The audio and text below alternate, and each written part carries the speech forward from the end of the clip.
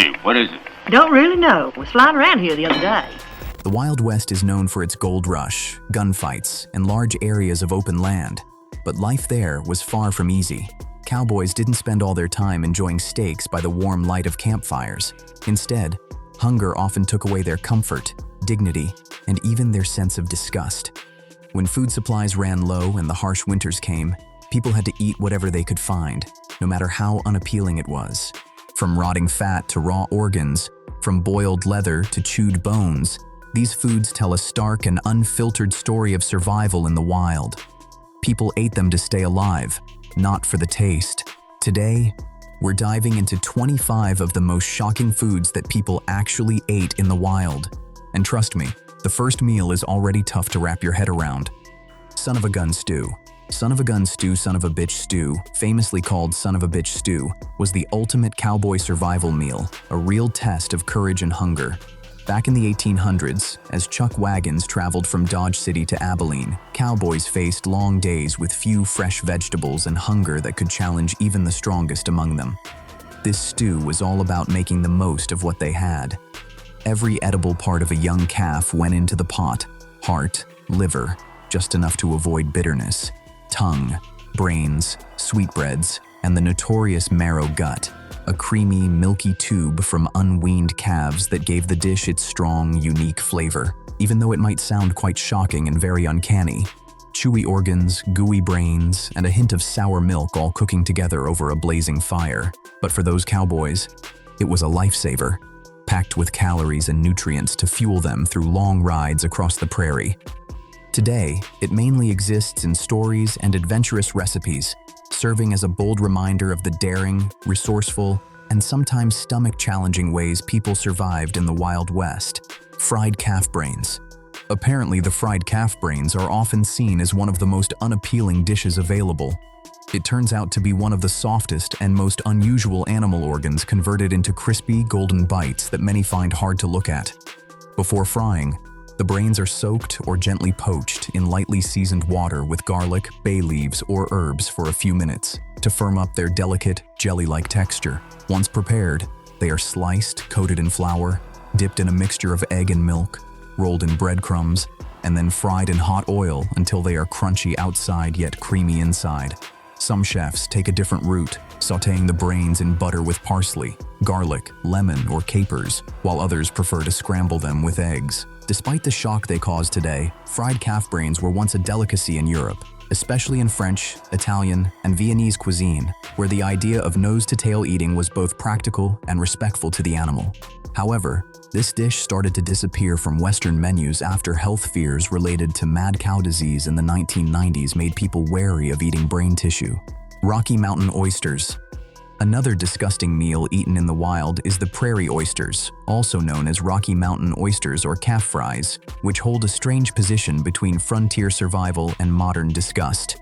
Despite their elegant name, these notorious oysters are not seafood. They are actually the testicles of bulls, usually sliced, battered, and deep-fried. Today, you can find them served as fresh items in some areas of the American West and Canada, but their origins are rooted in necessity rather than culinary adventure. In the 19th century, ranchers and cowboys in Colorado, Montana, and Wyoming regularly castrated young bulls to make them easier to handle. On the open range, nothing was wasted. With scarce resources and tough workdays, prairie oysters became an improvised source of protein.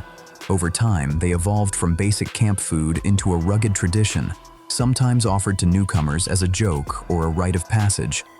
What makes prairie oysters so unappealing to many today is not just their origin, but the idea behind them. Cultural taboos related to reproductive organs can trigger immediate disgust, even before the dish is served. Scrapple. Scrapple is often seen as one of the most infamous and stomach-turning foods from survival cooking in the American wilderness. Emerging from the challenges of frontier life, this dish turns what are usually considered slaughterhouse leftovers into a breakfast favorite, at least for the daring eaters. More importantly, scrapple is made from pork scraps and offal, hog heads, hearts, livers, skin, and trimmings that most people would typically discard. These parts are simmered for hours to create a cloudy, greasy broth. The meat is finely chopped, and the whole mixture is generously seasoned with spices and thickened with cornmeal or buckwheat flour. Scrapple was practical, filling, and could be kept for weeks in cooler conditions. Fried in lard over open flames, it provided quick energy during harsh winters and long hunting days. Squirrel fricassee. Squirrel fricassee is considered one of the most unsettling and unappealing foods ever dragged from the wild to a dinner table, created not out of culinary interest but from sheer necessity. During the Great Depression, especially in the remote areas of Appalachia and the American South, squirrels were not seen as cute animals. They were a source of emergency meat. When farms failed and grocery stores were empty, hunters looked up into the trees, bringing home these anxious whip-tailed creatures as a last-ditch source of protein. The process of preparing squirrel fricassee can be enough to make modern stomachs churn. The animal is skinned, gutted, and cut into small pieces: forelegs, hind legs, and back, after carefully removing scent glands to prevent a strong musky smell. The pieces are often soaked in buttermilk to lessen the gamey taste, then coated in heavily seasoned flour and fried in lard until golden brown. After that, the meat is slowly simmered in thick gravy with onions, peppers, and any available vegetables, sometimes for hours. The end result is a bowl of murky stew filled with tiny bones and stringy meat that stubbornly clings to the skeleton. However, in remote rural areas, squirrel fricassee became both a food for survival and a tradition, handed down through generations of hunters and grandmothers who experienced hunger firsthand. Even today, it can still be found at family hunts and wild game festivals, challenging adventurous eaters to face the unsettling reality. When survival is at stake, even the most unexpected animals can end up on the dinner plate. At this point, the meals were already disturbing. But what came next pushed survival into physical punishment. Fried salt pork. Fried salt pork is very different. It has this cruel uniqueness. It wasn't the tender bacon or tasty cuts of meat, you know. Instead, salt pork is deeply preserved on a heavy piece of fat and muscle loaded with salt, draining nearly all moisture. It appeared on the trail as stiff, pale slabs with a slight scent of brine and old grease. When thrown into a hot pan, it didn't really cook. It merely turned into a pool of fat. The fat would pop and sizzle, splattering hands, clothes, and cooking tools. The air became thick with the choking smell of burning grease. What remained in the pan was a shriveled piece of meat floating in its own greasy liquid. The first bite hit hard with a wave of salt, sharp and burning on the tongue. Chewing felt like gnawing on tough rubber soaked in oil. Alone, it is really nauseating. Then when paired with beans or bread, it would spoil everything with its greasy, briny taste.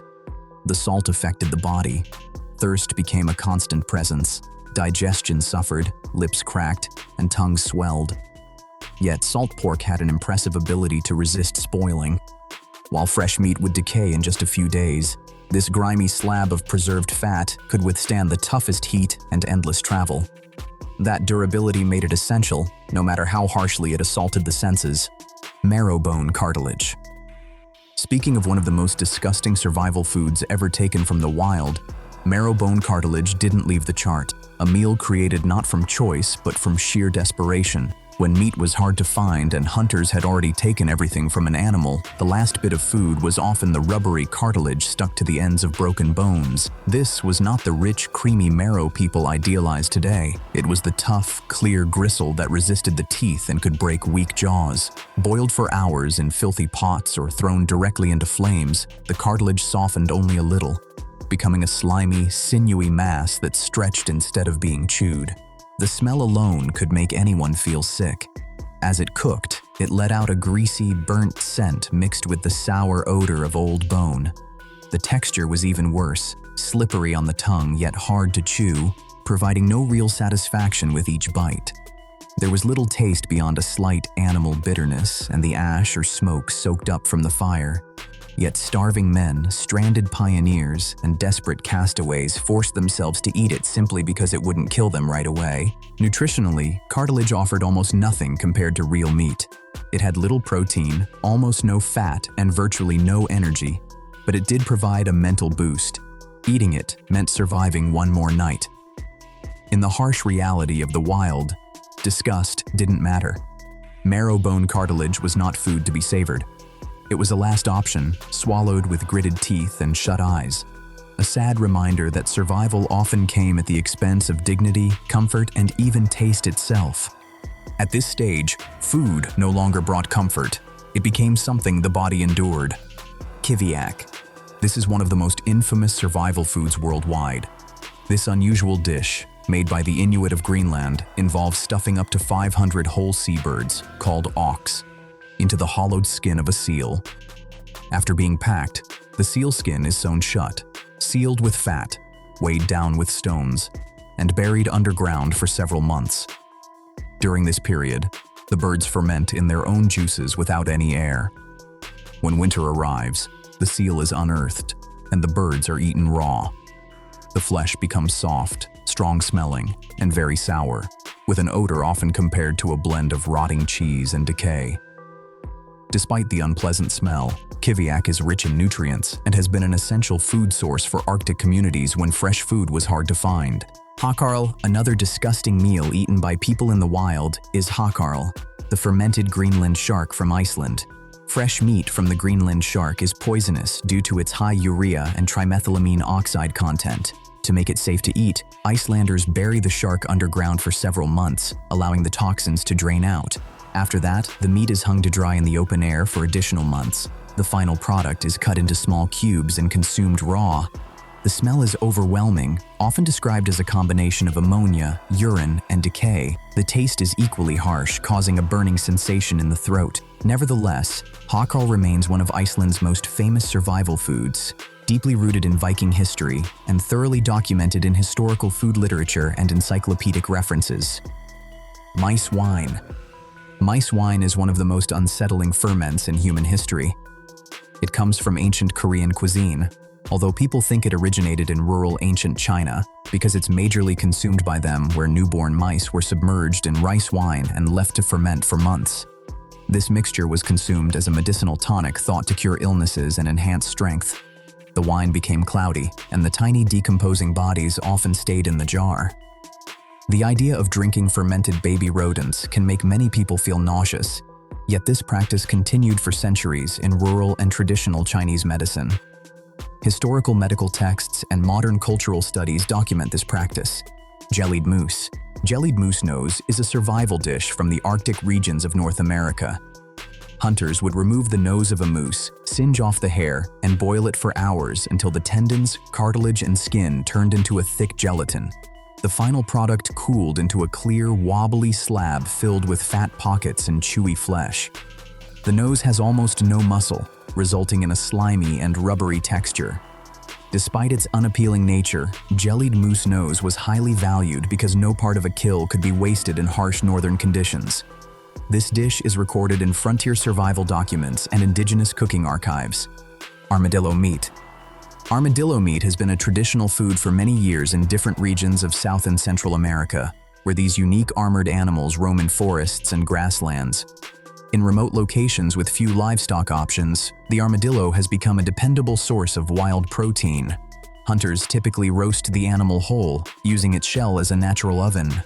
After cooking, they break open the shell to find dark, greasy meat nestled between bony plates. The meat is tough and stringy, with a slightly sweet taste mixed with a strong, gamey flavor. Many are unsettled by the sight of pulling meat from an armor that still looks like a living creature. Additionally, armadillos are known to carry leprosy bacteria, making them a risky food choice, especially if not cooked properly.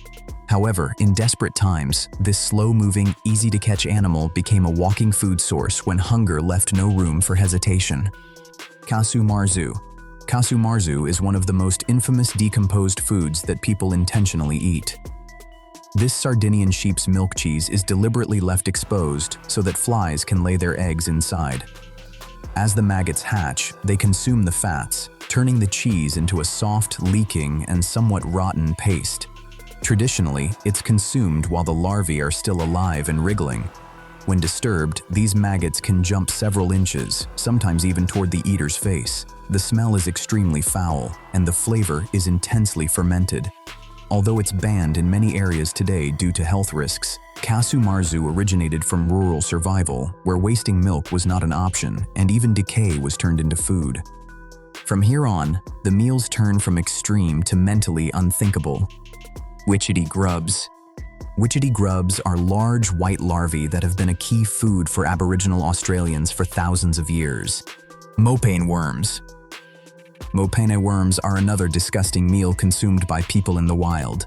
They are fat caterpillars taken from mopane trees across southern Africa. They are collected in large amounts, squeezed to remove their fluids, and then sun-dried or smoked for long-term storage, providing steady nutrition in dry regions where livestock is scarce. After being rehydrated and cooked, they become chewy, greasy, and very earthy, often compared to oily beef jerky. Fried grasshoppers. Fried grasshoppers, chapulines, are grasshoppers of the genus Sphenarium and have been eaten by cultures across Africa, Asia, and parts of the Americas whenever hunger struck and meat was unavailable. Wild-caught grasshoppers are pan-fried whole, often with salt and spices. Legs, wings, eyes, and all internal organs are consumed together. The texture is crunchy on the outside and soft inside, while the taste ranges from nutty to bitter. The idea of biting into a whole insect with visible eyes remains deeply unsettling to many people. Yet in survival situations, grasshoppers appear in massive swarms and offer one of the easiest sources of protein available. Entomophagy records in agricultural survival literature heavily document this practice. Kai, or roasted guinea pig. Kai, or roasted guinea pig, is a traditional survival meat of the Andean highlands. Unlike the fluffy pets familiar to many people, these animals are raised and also foraged in rural communities. They are slaughtered, skewered whole, and roasted over open flames. The final presentation includes the head, teeth, feet, and all internal bones. The meat is greasy, gamey, and often served with skin still attached. To those unfamiliar with the cultural context, eating what looks like a roasted cartoon pet is profoundly disturbing. However, in the thin mountain air where large livestock struggle to survive, Kai became a reliable protein source for centuries, as documented in Andean agricultural records. Bat soup. Bat soup is a traditional dish consumed in some remote regions of the Pacific Islands and parts of Southeast Asia, where local communities have relied on whatever protein sources the jungle provides. Large fruit bats, often referred to as flying foxes, are captured alive and prepared for cooking. The preparation can be gruesome. Some recipes remove the fur, but frequently the face, wings, and bones remain intact, boiling whole in large cauldrons of water to produce a rich, dark broth. As the bats cook, their strong, musky scent permeates the air, infusing the soup with a pungent aroma that can be overwhelming for outsiders. The meat itself is tough and oily, with a flavor deeply reminiscent of the wild earthy and intensely distinctive, making it an acquired taste at best. Guga. Guga refers to the meat of juvenile gannets harvested from sea cliffs in the North Atlantic, particularly around Scotland's outer islands. The young birds are collected before they can fly, then salted or sometimes lightly fermented.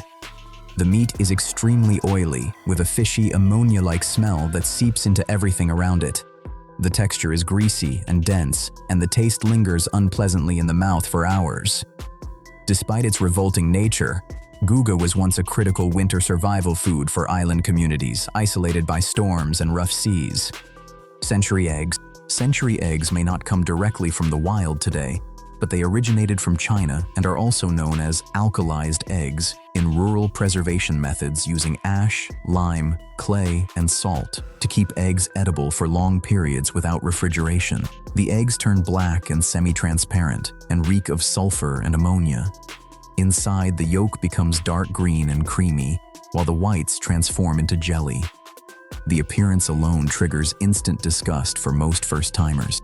Though now considered a delicacy in some areas, century eggs arose from pure survival necessity in rural China, as documented in food preservation history. Bushmeat. Bushmeat refers to the hunting and consumption of small wild animals in deep African forests, including rats, monkeys, snakes, chimpanzees, and antelope. Many of these animals are skinned, roasted whole, and eaten with bones, organs, and sometimes fur still attached. In survival conditions, no distinction is made between clean and unclean species. Everything that moves becomes a potential meal. The taste varies wildly, but the combination of unfamiliar species, visible anatomy, and dangerous disease risk makes bushmeat one of the most disturbing survival food categories in the world. Its role in forest survival is widely covered in environmental and anthropological research. Fermented skate. Fermented skate is a Korean coastal survival food created by allowing skatefish to rot under controlled conditions. The flesh releases ammonia as it decomposes, creating a smell so intense it can fill entire buildings. The meat is eaten raw, with no cooking to neutralize the odor. The sting is harsh, chemical, and nose-burning. The texture is slimy and rubbery at once. This dish was originally a preservation method for fishermen with no refrigeration. Today, the smell alone causes many people to retch before even attempting a bite. Its history is recorded in Korean culinary documentation and survival food studies. These meals were not recipes. They were means of survival. Each dish spills the same truth. When hunger is powerful enough, it silences disgust, overrides fear, and forces the human body into submission. And even now, these meals still exist in forgotten kitchens, hidden cookbooks, and dusty survival manuals. They remind us how thin the line truly is between civilization and extinction. Which of these meals disturbed you the most? Which one do you think you could survive eating? Share your thoughts, like this video, and smash the subscribe for more thrilling stories.